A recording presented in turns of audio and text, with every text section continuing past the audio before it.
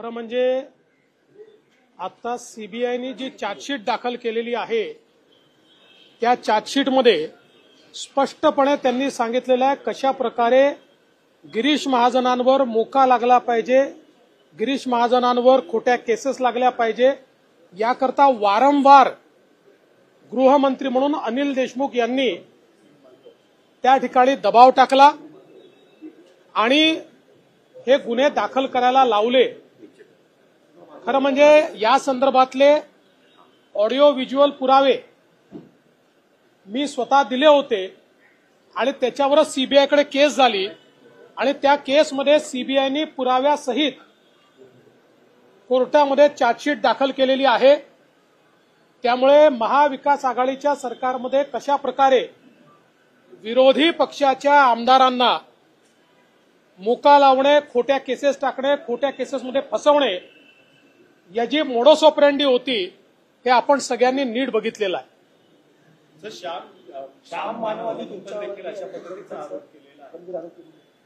बघा, पहिली गोष्ट तर इतके वर्ष श्याम मानव मला ओळखतात, त्यामुळे त्यांनी पहिल्यांदा अशा प्रकारचे आरोप करायच्या आधी मला विचारायला हवं होतं। पण दुर्दैवाने मला असं वाटतं की इकोसिस्टीममध्ये अलीकडच्या काळात सुपारीबाज लोक घुसलेले आहेत, सुपारी घेऊन बोलणारे लोक घुसलेले आहेत। दुर्दैवाने त्यांच्या नादी श्याम मानव लागले का असा प्रश्न मला पडतो। पण एक गोष्ट मला स्पष्टपणे सांगायची आहे की या ठिकाणी अनिल देशमुख यांच्यावर आरोप लागल्यानंतर आमचं सरकार नव्हतं, महाविकास आघाडीचं सरकार होतं। ती केस मुंबई हायकोर्टाच्या चीफ जस्टिस समोर लागली आणि मुंबई हायकोर्टाच्या चीफ जस्टिस यांनी अनिल देशमुख यांच्या विरुद्ध एफआयआर करायला लावला। त्यांच्याच सरकारमध्ये तो एफआयआर झाला, त्यानंतर ते जेलमध्ये गेले आणि ते आता बेलवर बाहेर आहे। ते काही सुटलेले नाही आहेत। 100 कोटीच्या वसुलीच्या केसमध्ये ते जेलमधनं बेलवर बाहेर आलेले आहेत। आणि मी एक गोष्ट अतिशय स्पष्टपणे सांगतो, मी आजपर्यंत बोललो नव्हतो, ते सातत्याने आरोप करतायत तरी मी शांत आहे, कारण मी अशा प्रकारचं राजकारण करत नाही, कोणावर डूक ठेवून राहत नाही। पण माझा एक सिद्धांत पक्का आहे, मी कोणाच्या नादी लागत नाही, कोणी नादी लागलं तर सोडत नाही। मी आज तुम्हाला स्पष्टपणे सांगतो आणि माझं त्यांनाही सांगणं आहे, कारण त्यांच्याच पक्षाच्या लोकांनी त्या काळातल्या त्यांचे काही ऑडिओ व्हिज्युअल हे मला आणून दिलेले आहेत।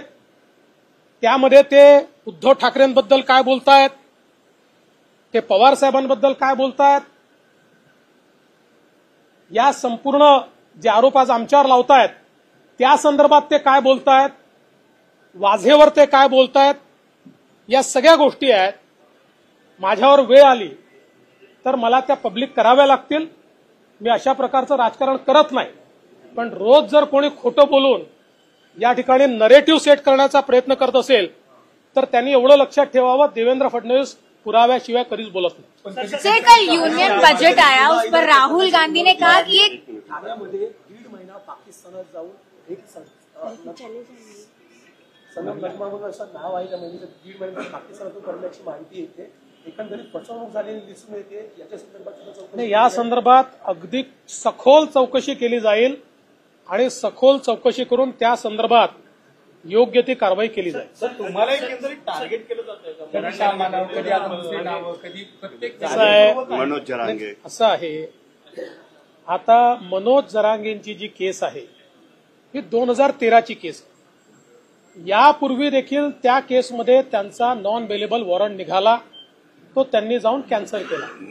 कुठल्याही क्रिमिनल केसमध्ये जर तुम्ही तारखेवर हजर राहिला नाहीत तर त्या ठिकाणी नॉन बेलेबल वॉरंट निघतो, तो नॉन बेलेबल वॉरंट तुम्ही तारखेवर हजर राहिला की तो रद्द होतो।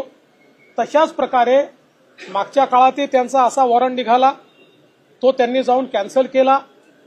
आता पुन्हा ते तारखेवर गेले नाहीत, त्यामुळे पुन्हा त्यांचा वॉरंट निघालाय. त्याच्याशी आमचा कोणाचाही संबंध नाहीये. ते जर तारखेवर गेले तर जज तो वॉरंट कॅन्सल करतील. आमच्याही बद्दल असे वॉरंट निघाले आहेत यापूर्वी. आमच्यावर अनेक आंदोलनाच्या केसेस आहेत. त्या केसेसमध्ये जेव्हा जेव्हा आम्ही गेलो नाही त्यावेळी आमच्यावर वॉरंट निघाले.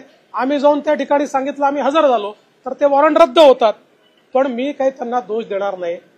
मागच्याही वेळी उपोषणाच्या शेवटी ते माझ्या आईवर बोलले होते. मग नंतर त्यांनी माफी पण मागितली आणि सांगितलं की जरा उपोषणाने माझ्या डोक्यावर परिणाम झाला होता किंवा मला त्रास झाला होता त्यामुळे मी रागारागात बोललो. आपण असं समजूया की आता उपोषणामुळे पुन्हा त्यांचा संताप झाला आणि ते या संदर्भात बोलले. एवढंच सांगतो ही एक नॉर्मल प्रक्रिया आहे. ज्या प्रक्रियेमध्ये क्रिमिनल केसमध्ये तुम्ही जर हजर झाले नाहीत तर तुमचा नॉन बेलेबल वॉरंट निघतो. तुम्ही हजर झालात की तो वॉरंट कॅन्सल होतो. सर युनियन बजेट आया इकोसिस्टम कोण चालवतंय नेमकं? कारण सातत्याने तुम्हाला आता टार्गेट केलं जातंय. सरकार असताना फक्त देवेंद्र फडणवीस मी तुम्हाला प्रश्न विचारतो की देवेंद्र फडणवीसला टार्गेट कोण करेल? कोणाला फायदा आहे देवेंद्र फडणवीसला टार्गेट केल्यामुळे? जसं तुम्ही म्हणालात फक्त आणि फक्त टार्गेट एकच देवेंद्र फडणवीस. ही देवेंद्र फडणवीसची जी काही शक्ती आहे, लोकांचं प्रेम आहे, हे कोणाला समजतं? ते कोणाला घातक वाटतं? देवेंद्र फडणवीसमुळे कोणाला धोका आहे हे आपल्या सगळ्यांना माहिती आहे. त्यामुळे इकोसिस्टम कोण चालवत आहे हे देखील आपल्याला माहिती आहे.